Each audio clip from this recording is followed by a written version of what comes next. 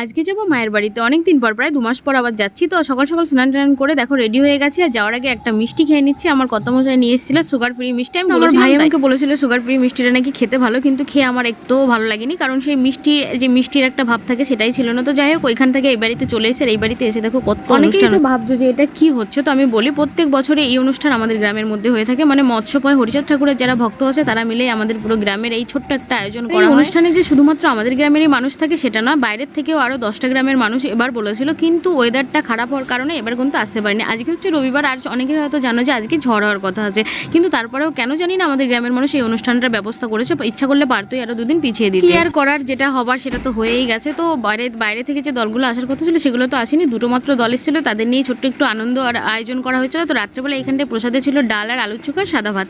তো সেই প্রসাদটা এখান থেকে নিয়ে তো বাড়িতে চলে গেলাম। তো আজকের এই ছোট্ট ভিডিওটা তোমাদের কেমন লাগলো সবাই বলে, সবাই ভালো থেকো, সুস্থ থেকো, টাটা।